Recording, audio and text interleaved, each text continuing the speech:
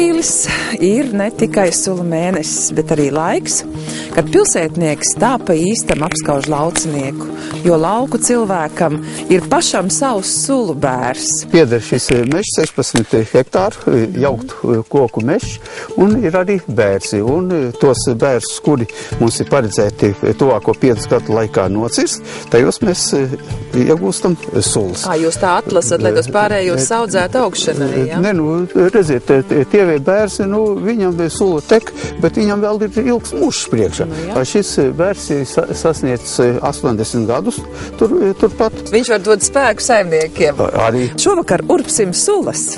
Labi, tad mēs bērns esam atraduši. Bet to bērzu meklē pēc lieluma, tas ir brangs bērs. Nē, jo lielāks bērs un jo viņš, teiksim, atklātākā vietā aug, jo viņam būs vairāk sulu un sulas būs saldāks. Tas sulu saldums ir atkarīgs no augsnes. Ja jums būs māla karbonāta augsne, jums būs visgaršīgākā sula. Protams, tur tecēs varbūt drusku lēnāk, bet toties viņa būs garšīgāka, saldāka. Ja jūs ieursiet, teiksim, kaut kur purvmalā, jeb grāvmalā, mitrā vietā, smiltiņā, jums tecēs vairāk tā sula, bet, viņa nebūs tik salda. Viņam vajadzīgs. Es domāju, ka taisno tās saules, jo saulēnākā vietā bērs aug, jo tā sula tad ir saldāka. Jo koks ir atklātākā vietā, viņam ir plašāka sakņu sistēma. Viņš aptver no lielākas teritorijas, uzņem visas tās barības vielas.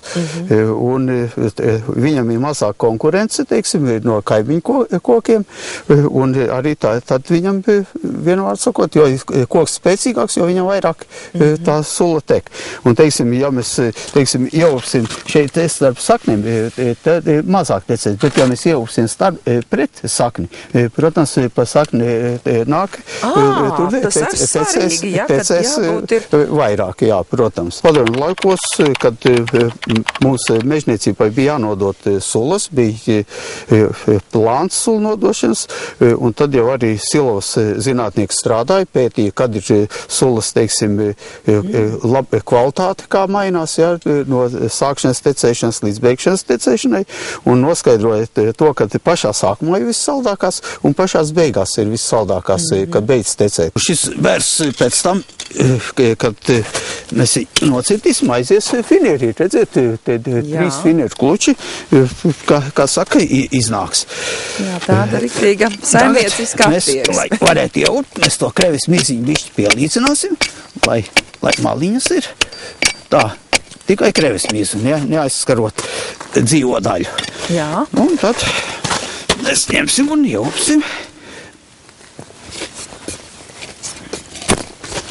Ieurpsim drusku tā ar slīpuņu, lai uz leju sula. Tā saka, vieglāk ir izcēt. Tā, izurbuši mēs esam. Bet Māris šitas ir viens brīnišķīgs variants. Redziet, urbumiņš arī ir gar vienu maliņu, lai, teiksim, tas urbums nepiekrājas pilns, bet lai jau no apakšu var kā saka... Jā, izborēts, bet tas ir tāds jauns paņēmies. Vienmēr tā teknīte bija atklāta augšā.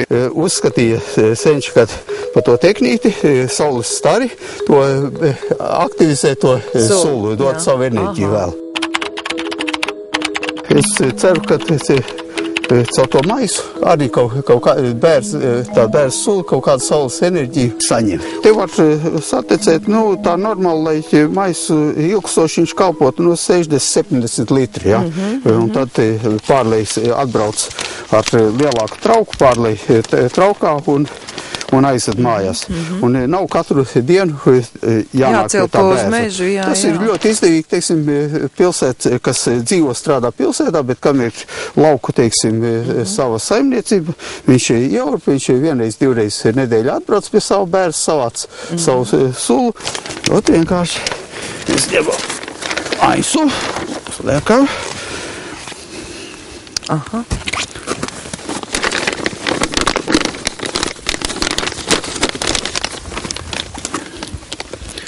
Var visu to galvu siet klāt, var, kā saka, iekšā tur nekas nenāks, Ne tikai dzeram, mēs varam tēju sulā, varam kafiju sulā, varam zupas, visu vienmēr sakot, kamēr svaigā sula nāk, tikmēr visu ēdienu gatavojam sulās. Vislabāk to sulu ir saglabāt, ielikt šādu svaigu, pasterizētās burkās, pagrabā iekšā, ja arī pārtikas šitais plānojas maisiņos, pieliek kārtīgi aizsien, ieliek saldētavā, sasaldē, un tā vēl līdz uz Ziemassvētkiem izņem maisiņu, atkausē istabā uz kalda un dzer. Nekāda nierakmeņi nav jāskalo laukā, jāskalda, nekas.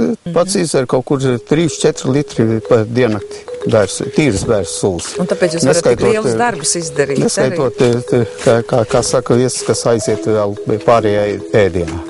Būs. Pārliesim sulas.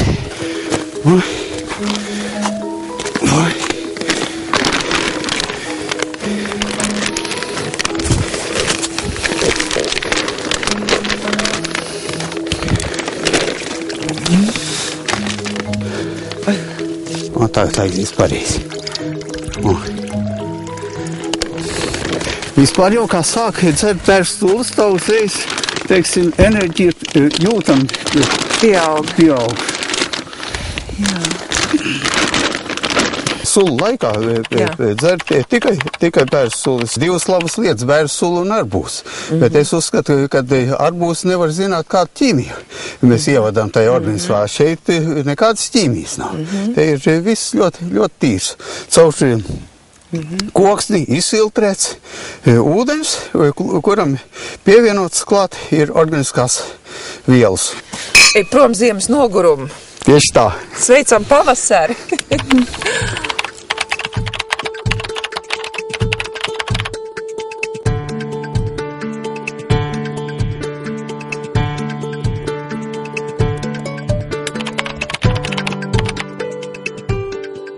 Un tagad, kad esam sasmēlušies pavasaras pirktumu uz kokanes uz burmaņiem pie Jāņa Miezīša.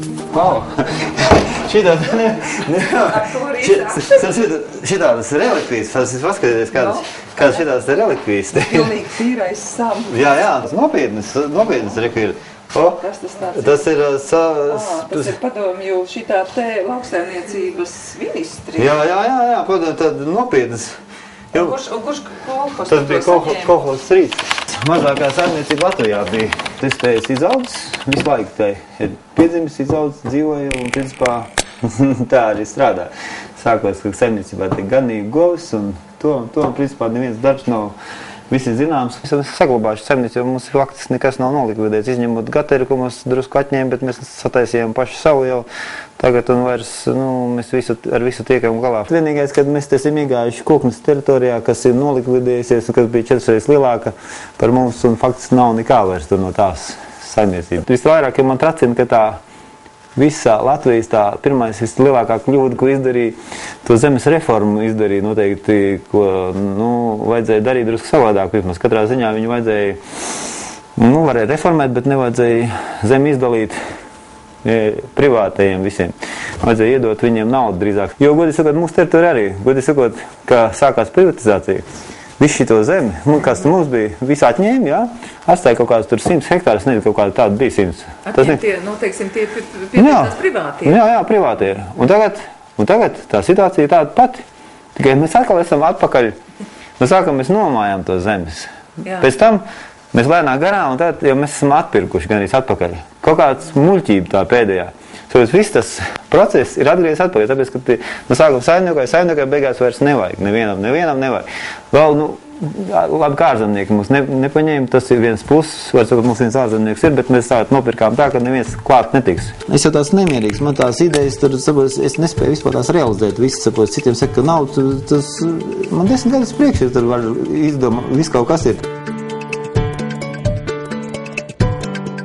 Šitie arī ir mūsu lauki, gan šities te jau iestādi ziemā. Lielākais lauks mums viens tik ir vispār šī teritorijā, kur ir 7 hektāri, tas ir vislielākais, kāds te ir vispār. Mums tikko viņu nopirkām. Es tad balvarīnos Latgalē, tur saku, bezdarbs. Gudīgi sakot, kāds tur bezdarbs? Gudīgi sakot, tur ir nestrādā vienkārši cilvēki, ne jau bezdarbs, tur vienkārši nestrādā. Tur jau... Kāpēc nav? sākās. Un šitā visi gudri pasaka, nav darba. Kāpēc nav? Saprotiet, šeit arī nebūtu darba vietas, ja mēs būtu nolikvidējušies. Nebūtu.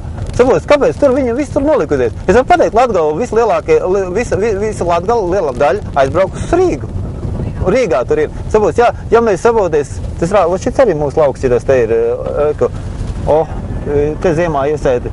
Šitas mežiņš mēs katru gadu atvieglojam cilvēku darbu. Un kāpēc to darām? Lai saprotu, lai tie cilvēki neizmuk prom. Fermās mēs kaut ko drusku uzlabojam. Tagad, mēs ko darījām? Mēs kādreiz večis krāvu, ar rokām to smalku iekšā. Nu, tagad nopirkt to iekrāviņu, tad viņi nevajadzēs krāvu, tikai vajadzēs katru gadu tā piedomāja, lai saproties, drusku vieglāk būtu. Lai saproties, vienam gan fermās būtu vieglāk, gan traktoristiem. Man patīk tā rēķināšana, jo ja nav, tad nav, neko nevar izdarīt. Tā mums arī lopu skaits pieaug tā lēnāk arā. Mēs neiepērkam nevienas lopus, mēs izaudzējam paši savus. Principā mēs visu tiekam ar saviem līdzekļiem galā.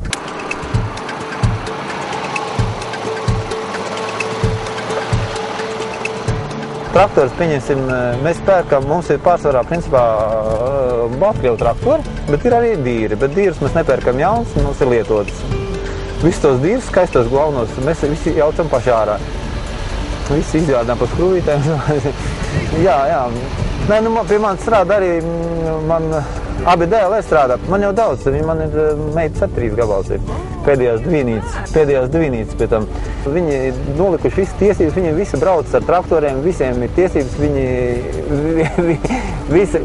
visi zina, var sakot, tos darbus. Vasarā visi strādā saimniecībā. Mēs sanācām vairāk kopā, kas tiešām gribēja strādāt. Tāpēc arī tagad saimniecībā strādā faktiski ļoti liela daļa, kas strādā padomju laikos. Ļoti liela daļa ir mani vienaudži apmēram, kas strādā ar te jau 20, 30, 40 gadus. Katrā ziņā es paļaujos uz tiem vietējiem. Ir cilvēku grupa jau tagad veidojās, īpaši sākot tādiem simtlatniekiem, kas ir galīgi pretinieks šiem simtlatniekiem pilnīgi. Tas ir, saproties, tāda, godīgi sakot, naudu izmešana zemē, un viņus vajadzēja obligāti laist ar uzņēmēju darbību, nevis caur pašvaldību. Jo tā nākošā paudze, kas, godīgi sakot, pie darba viņus nevar pielikt vairs. Normālā uzņēmuma viņi nestrādās. Katrā ziņā es paļaujos uz tiem vietējiem.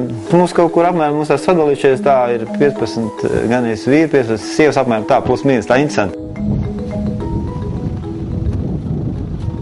Šeit šķūņos pilns tehnikas, tur ir pilns tehnikas, mūsu kombāni, tur ir tas un tas, mums ļoti daudz tehnikas ir. Šeit ir darbnīcas kalte, tur dzirnavas, te viss kaut kas, te mēs varam, te mēs ir metinātava, virpotava, mums viss kaut kas te ir.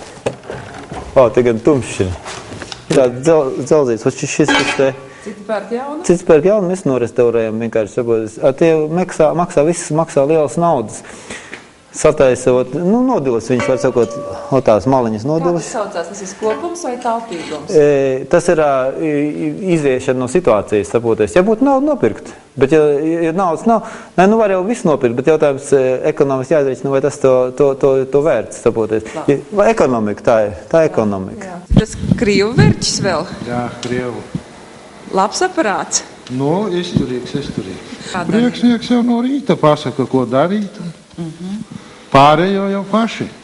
Priekšnieks jau ar visu laiku mums nav uz vietas. Viņam ar to darbiņu daudz ir.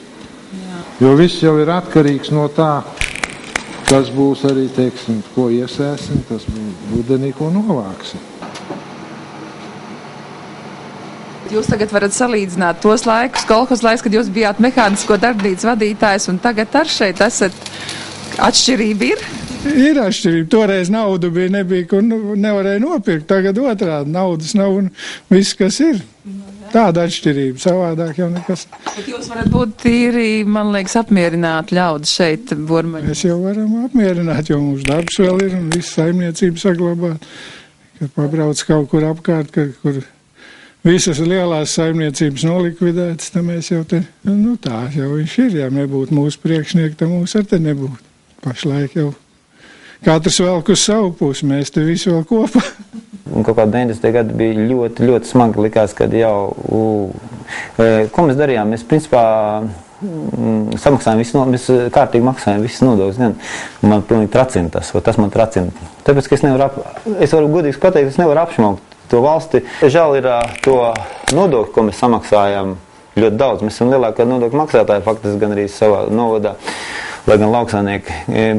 Un žēl, kad, godīgi sakot, samaksājām, mēs ar tiem nodokļiem varētu izdarīt daudz vairāk lietas, nekā faktiski mēs samaksājot un redzot, ko izdara. Tas ir tā skumji. Mēs neņēmām kredītus, mēs principā vispār nesam ņēmuši kredītus, vienu kredītu tik paņēmām, bet tas bija tā. Vienkārši tāpēc, ka zemi te vajadzēja ātri nopirkt. Es varu pateikt, es arī daudz cilvēks, viņi daudz nākuši klāt un pateicīgi, jo es godīgi sakot, agrāk bija tādas lietas, kad, lai ņemtu kredīti, ja, vajadzēja no saimniecības rakstīt izziņas. Es nedevu. Nedevu. Es apmēram iedevu tādiem, zināju, kas varētu atdot, varbūt, bet faktiski es nerakstīju, es teicu viss. Jāni, jūs esat daudz strādājuši arī tomēr ar Eiropas projektiem. Jā. 5 projekti apgūt jūsu saimniecībā. 5? Manuprāt, vairāk, ka tik nav. Pat vairāk? Manuprāt, vairāk. Es varu pateikt, mēs ņemam ļoti uzmanīgi tos projektus. Faktiski mēs ejam projektos, mēs neņemam nekādus kredītus, mēs neņemam līdzfinansējumu, mēs to naudu drusku sakrājam, jā? Jā, mēs sakrājam. Faktiski mēs ieguldām, tas jau ļoti vienkārši, ja tā riktīgi.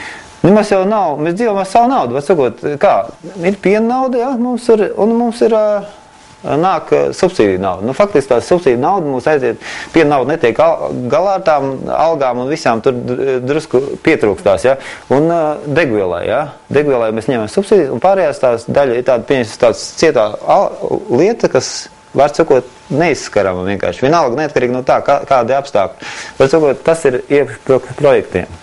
Tāda lieta, ko vispār tā kā nolikt mājās, tur krākasītē, viss aizmirst, saboties, tāpēc, ka neviens netiek, bez manis neviens netiek, tur pie tām lietām netiek klāt. Vispār kaut ko jau pērk, jau ko, pilspavu, bez manis nevar nopirkt.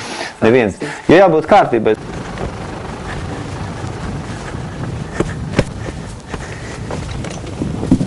Kur man tas telefons? Principā viss lielākā daļa ceļu ir taisīta saimniecības, jo, lai sabodas tiktu pie tiem laukiem, tos ceļus vajadzēja taisīt. Tur Eiropa arī likta? Nē, šajā ceļā jau ir Eiropa, jā. Tikko atnāk atpakaļ tas līdzfinēs, un mēs reizēm nāku šajā iekšā projektu. Tas tāds liels atspēriens. Faktiski, godīgi sakot, tā ir tā attīstība, godīgi, jo, ja nebūtu to projektu, es domāju, ka, daudzas lietas nebūtu izdarītas. Faktiski mēs tur tā, noēst lēnā garā to, kas mums tur iekrājumi, jā, to lēnām noēst.